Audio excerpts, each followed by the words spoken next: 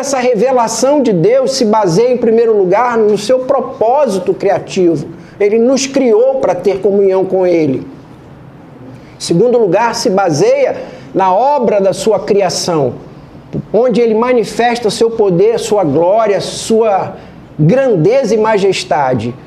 E em terceiro lugar, ele se revelava através de comunhão, porque quando a gente abre a Bíblia, vê Deus falando com Adão. Havia uma comunhão direta. Ô, Adão, vem cá, você está fazendo o que aí, rapaz? Ele, Senhor, me pegou desprevenido.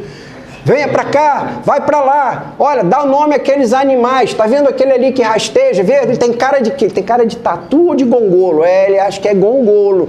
E assim, nessa comunhão direta, por meio desse chip inato, por meio da criação, Deus estava se revelando, mostrando quem Ele era, como Ele era, o seu poder, sua glória, sua grandeza. Mas aí veio o pecado. E quando o pecado entra, borra essa visão. O homem olha para a natureza e já não consegue perceber essa grandeza de Deus. O homem é capaz de tomar um banho no rio, mergulhar em Itacoatiara, é capaz de estudar oftalmologia, é capaz de ser físico nuclear e não conseguir perceber Deus. E a palavra diz que aquele que é o nosso inimigo, ele está cegando o entendimento para que não percebamos a luz do Evangelho, é o que diz Paulo. Então, tornaram-se necessários duas ações. Uma, tirar o homem dessa morte, restaurar esse homem. E, em segundo lugar, acrescentar a possibilidade de ele voltar a ver, perceber e ter comunhão. Então, depois dessa revelação que ele fez de uma maneira geral, ampla, universal, tornou-se necessário agora uma outra revelação.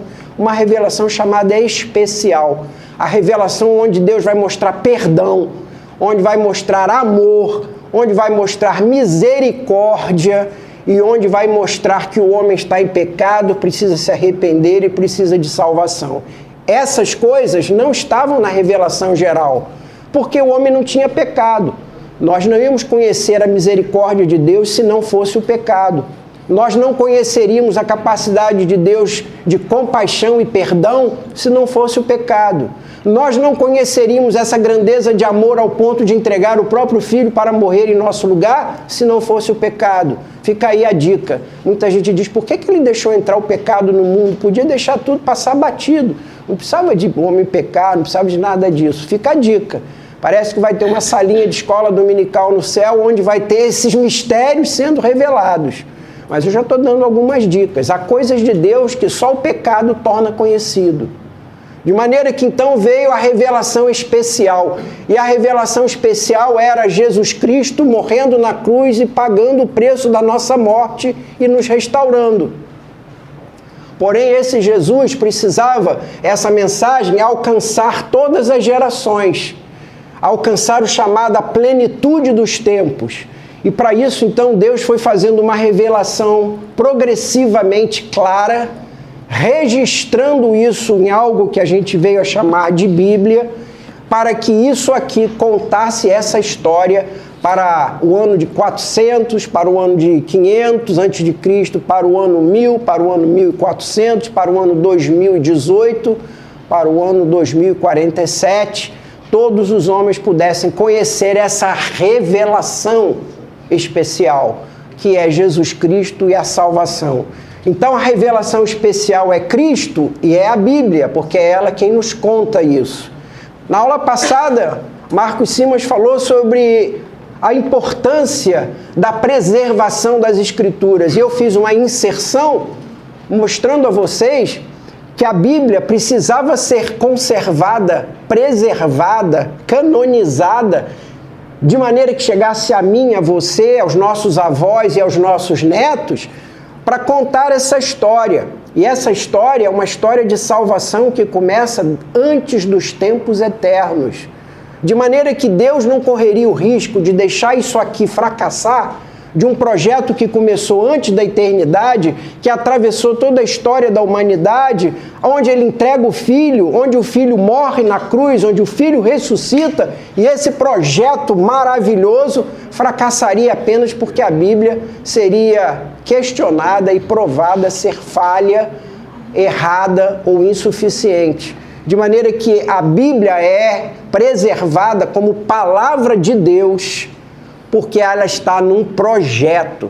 Ela é uma ponte dentro de um projeto que começa lá no céu, Pai, Filho e Espírito Santo projetando a criação, passa pela Escritura e no céu continuaremos a viver com Deus. E aí essa ponte já foi atravessada e aí sim no céu não precisaremos mais das Escrituras. Bom, tendo estudado isso nas últimas aulas, hoje chegou a hora da gente estudar Deus. E esse é o terceiro ponto da teologia sistemática. E nós vamos estudar Deus. Abram aí Gênesis 1:1. Tudo bem até aqui, gente? Em algum momento ficou alguma coisa que passou que não ficou legal? Faz um dedinho e a gente volta. Gênesis 1:1, e alguém pode ler para mim, por favor?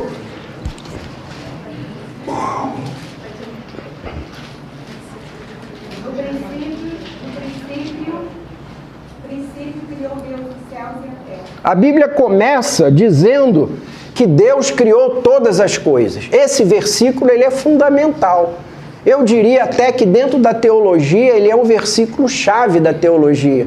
Primeiro lugar, porque já nos coloca diretamente em contato com Deus. Segundo lugar, nos mostra de um Deus diferente e superior a tudo mais. Já nos introduz na sua transcendência. É porque Ele é quem criou todas as coisas, diz o texto. Então nos fala da existência de Deus. Note que a Bíblia não começa discutindo quem é Deus e como prova a existência de Deus. Em nenhum capítulo da Bíblia ela fala sobre a existência de Deus.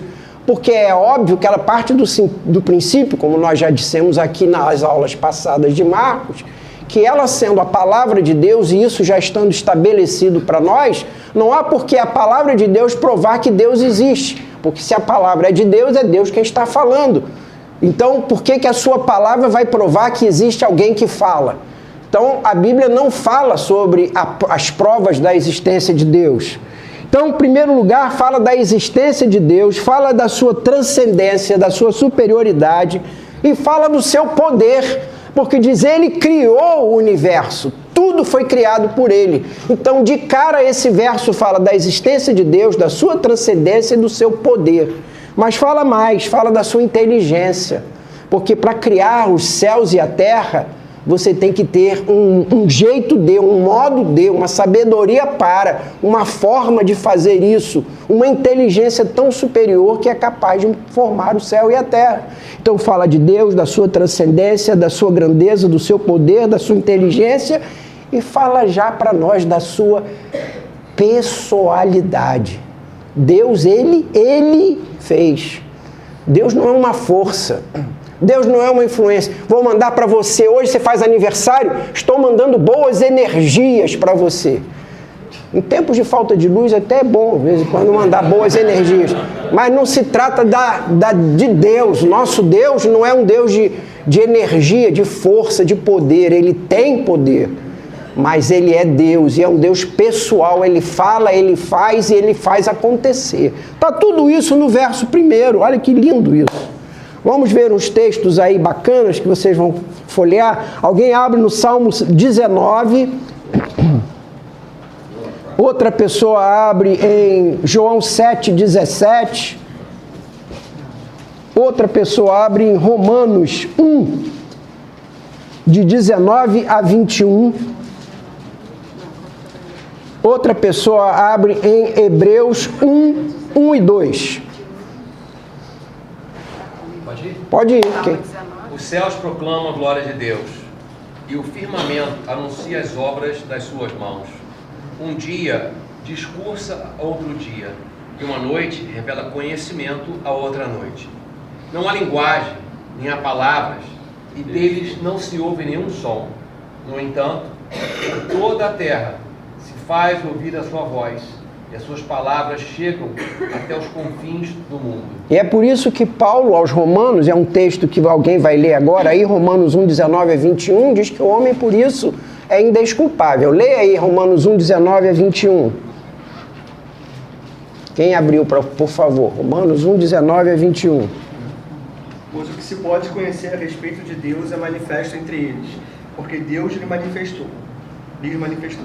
Porque os atributos invisíveis de Deus, isto é, o seu eterno poder e a sua divindade, claramente se reconhecem desde a criação do mundo, sendo percebidos por meio das coisas que Deus fez. Muito bem. Romanos 10, 17. Quem já está aí com Romanos?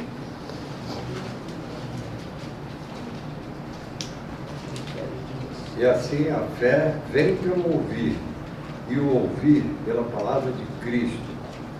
A fé vem pelo ouvir da palavra. Nós já falamos agora há pouco na introdução sobre a revelação. E que a revelação de Deus, a revelação sobrenatural e a revelação especial estão nas Escrituras. E a fé, para acreditar nisso e receber isso, vem pelo ouvir e ouvir dessa palavra de Deus.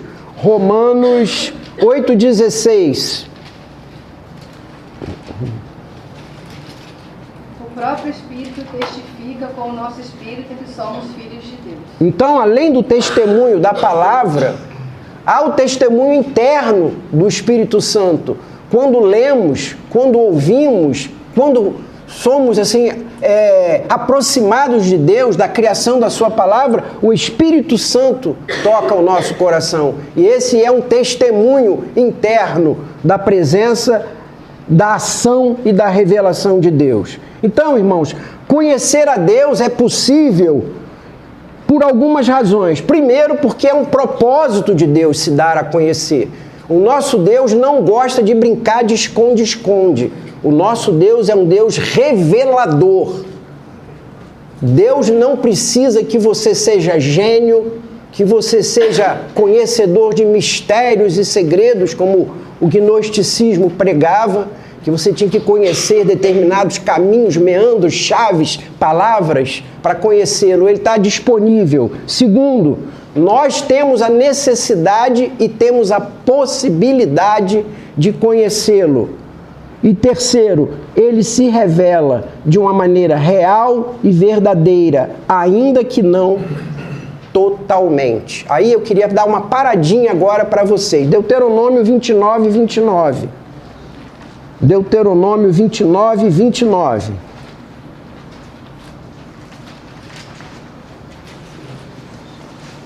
As coisas encobertas pertencem ao Senhor, nosso Deus. Porém, as reveladas nos pertencem, a nós e aos nossos filhos, para sempre, para que cumpramos todas as palavras desta lei. Então, as coisas reveladas são para nós. Por que a gente fica procurando o que não está revelado, né? Essa coisa nossa de ficar atrás, correndo atrás, de descobrir o dia que o Senhor vai voltar. Por que Ele criou, deixou o pecado acontecer? Por que Ele escolheu uns e não escolheu todos? Predestinação. Por que Ele fez o Pai falou para o Filho encarnar, e Ele encarnou como uma pessoa que era ao mesmo tempo divina e ao mesmo tempo humana. Ele sentia fome, ele chorava, mas ao mesmo tempo ele era Deus. E Deus, obviamente, como Deus, não sente fome e não chora. Então, esses mistérios que a palavra não revela, nós ficamos gastando um tempo enorme, correndo daqui para ali, comprando livros de autores, para entender quando é que a igreja sobe, quando é que a igreja desce, quando é que Jesus volta, quando é que Jesus não volta, como é que é a predestinação não existe, predestinação existe, Gente, calma! As coisas reveladas já nos pertencem, vamos cair dentro dessas. Já tem tanta coisa para a gente conhecer e praticar e ensinar aos nossos filhos. Vamos guardar a nossa energia, o nosso tempo e a nossa inteligência para entendermos, buscarmos e conhecermos as coisas reveladas. Elas nos pertencem. Foi aquele puxão de orelha de Jesus aos discípulos. Mas peraí, por que vocês estão querendo conhecer coisas que não pertencem a vocês? Vamos aqui tratar do que pertence a vocês. Vejam aí Jeremias 9, 24. Mas aquele que se gloria, glorie-se nisto, em me conhecer e saber que eu sou o Senhor e faço misericórdia, juízo e justiça na terra, porque destas coisas me agrado, diz o Senhor. Então é isso que ele se agrada. Vamos conhecer isso, sua graça, sua misericórdia, seu amor, seu perdão, sua justiça, sua santidade. Vamos cair dentro nisso, gente. É tanta coisa para conhecer. Acho que é quase que uma boa desculpa, um bom álibi. Você dizer assim, eu não vou na igreja porque eu não consigo entender essa história do pecado. Eu rompi com Deus porque eu não confio nessa história de Deus escolher. Gente, olha aqui, vamos passar aqui pelo primeiro, vamos passar para o Beabá. Vamos começar aqui no Beabá. Veja aí o Salmo 145:3, Salmo 145:3 e o Salmo 147:5. Salmo 147:5. Grande é o Senhor e muito digno de ser louvado, e a sua grandeza é insondável. A sua grandeza é... O que quer dizer a palavra insondável? Quem quer traduzir para mim? O que é insondável? Você chega lá. Não dá para chegar lá, não dá para alcançar. Essa é a grandeza de Deus. E o 147:5? Não, é esse que ela leu agora. Então, 145:3. Não, ela não leu o 147. É o Senhor nosso e muito poderoso. O seu entendimento não se pode medir. Ô Jesus, o seu entendimento não dá. Pois se Deus é infinito e nós somos seres finitos, como você quer botar o Oceano Índico na sua piscina do quintal? Não dá, gente. Não dá. Não cabe. De maneira que nós precisamos nos quedar com humildade e dizer, Senhor, eis aqui o teu servo, quero conhecer o que o Senhor tem para me falar e quero ser fiel a esse ensino. Ok aí, irmãos? Tudo bem? Ok. Há algumas concepções que a história mostra a respeito de Deus, isso tudo que eu estou falando está na apostila. Nós somos do monoteísmo cristão. O que é o monoteísmo cristão? Só há um Deus, ele é uma pessoa, ele criou o mundo, controla o mundo, ele é superior, bem acima de tudo, isso é a sua transcendência, porém está presente na totalidade do que ele é em todos os lugares ao mesmo tempo. É a sua imanência ou onipresença. Esse é o monoteísmo cristão. Deus é único, pessoal, criou e controla o mundo, é superior e diferente a tudo que criou, porém está presente na totalidade do seu ser em todos os lugares ao mesmo tempo. Salmo 139 é o maior texto da revelação dessa verdade principal. Salmo 139. Dá uma olhadinha aí no Salmo 139.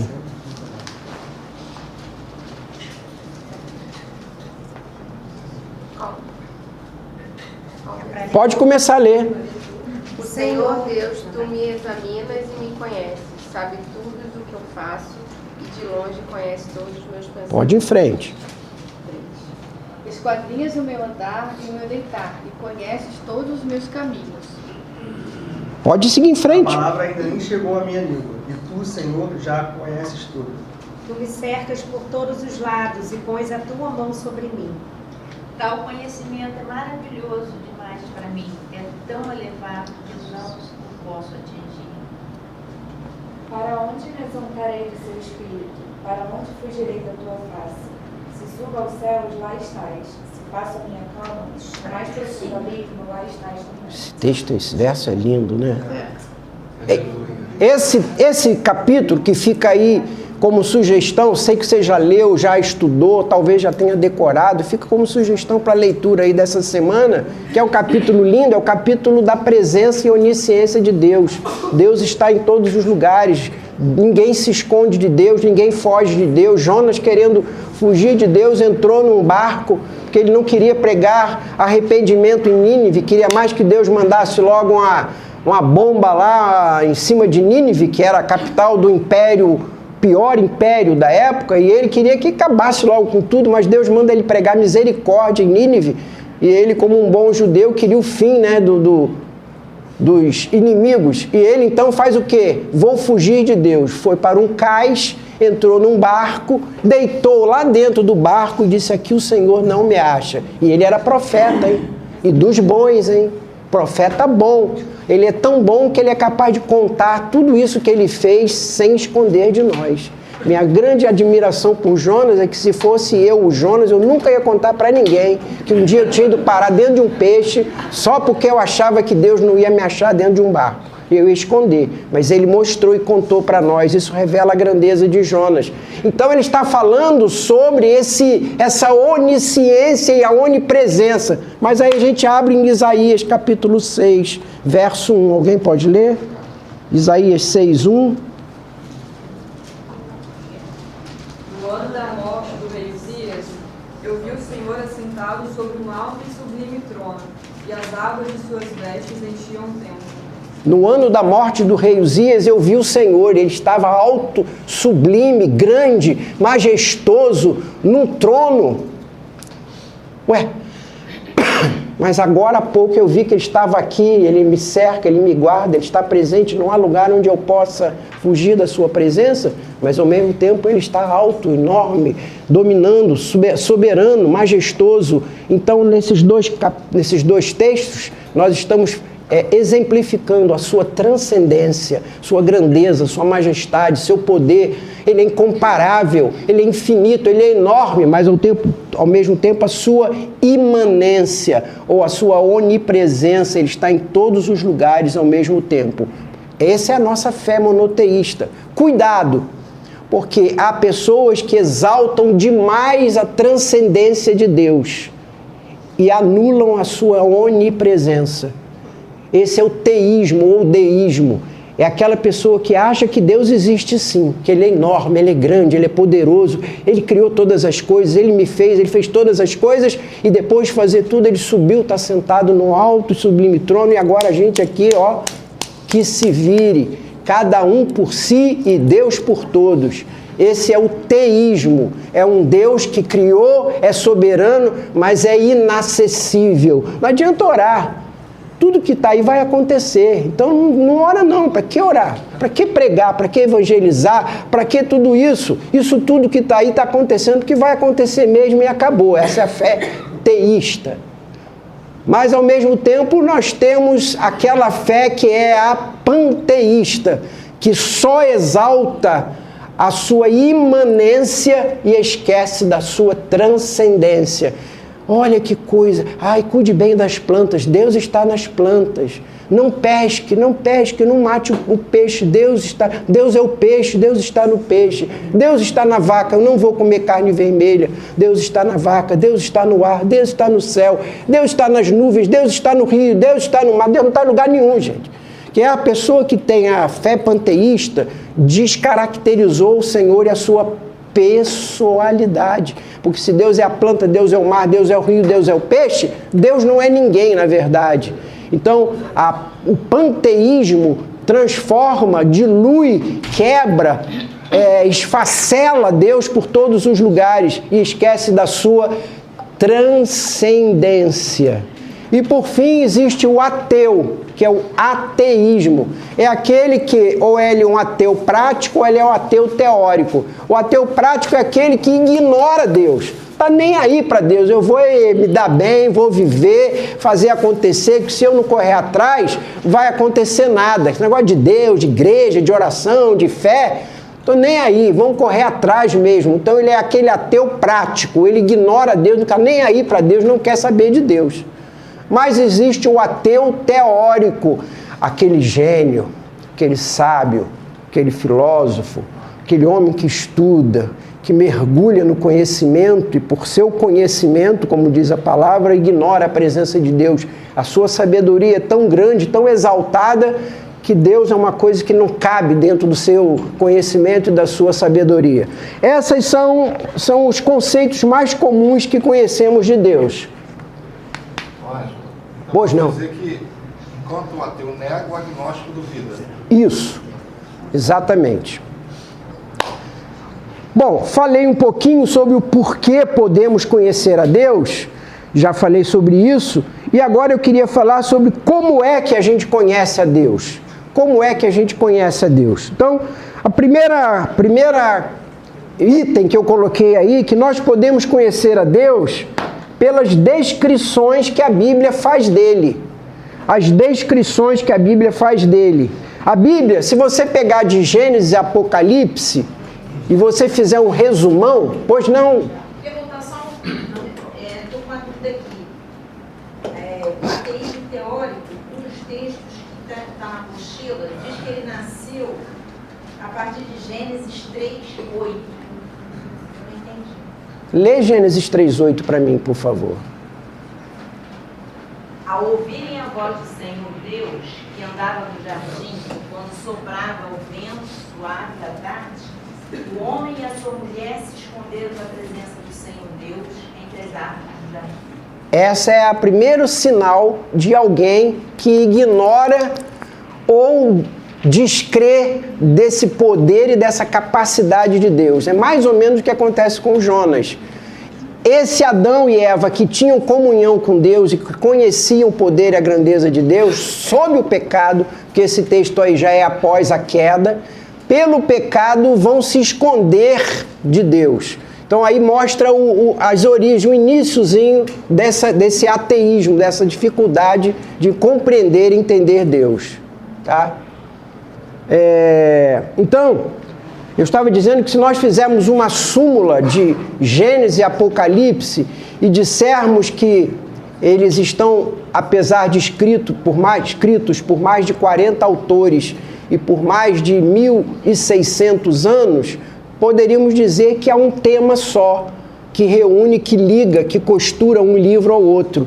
E esse tema que liga e costura ao outro é que há um Deus, esse Deus é criador, é sustentador, esse Deus tem caráter, tem ética, tem vontade, quer e tem propósitos e governa todas as coisas. E ainda está em ação num plano de redenção da humanidade.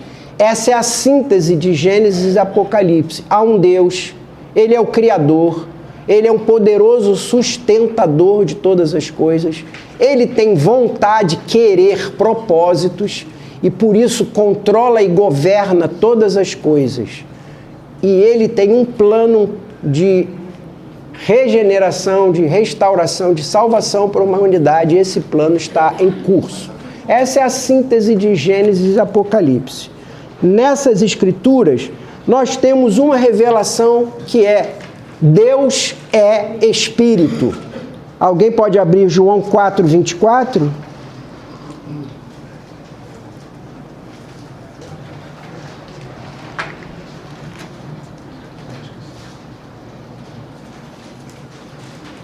Deus é Espírito e importa que os seus adoradores o adorem em espírito e em verdade. Deus é Espírito, de maneira que Ele não é feito de matéria.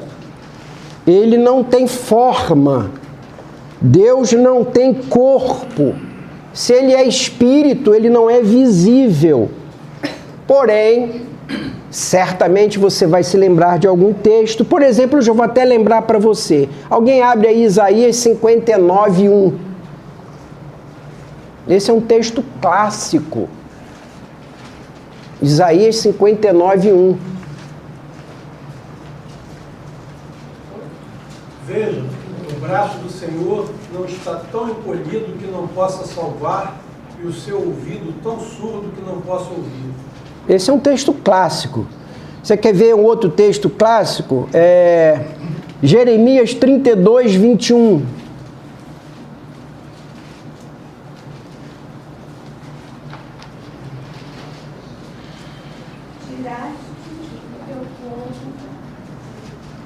Oi? 21. Tiraste o teu povo Israel da terra do Egito, com sinais e maravilhas, com mão poderosa e braço estendido e com grande espanto. Mão poderosa, braço estendido, né? Mas eu acabei de dizer a vocês que Ele é Espírito, e que quem é Espírito não tem forma, não tem corpo, não é visível. João 1:18. Vou confundir vocês. João 1:18.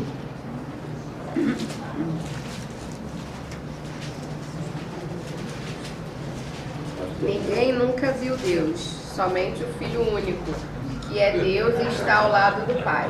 Foi quem nos mostrou quem é Deus. Ele está me atrapalhando, gente. Não é possível. Como é que eu posso dar aula assim?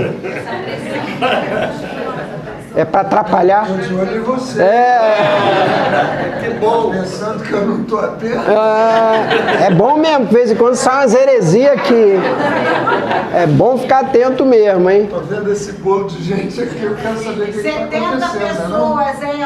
Olha a audiência. Eu estou preocupado. Nós estamos... Ainda tem que pagar lá. Ó, ainda tem que fazer um pix para Marcos Simas. Faz oferta, é separado. Ó, Marcos Simas está sendo vendido por R$44. Tá barato, hein, Marquinhos? Deus tocou no coração, manda fazer. Manda meu pix aí, por favor.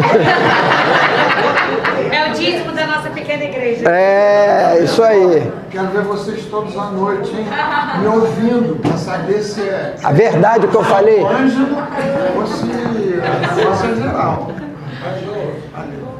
Tem uma pessoa que viu a Deus. Tem uma pessoa que viu a Deus? Ele viu pelas costas, né?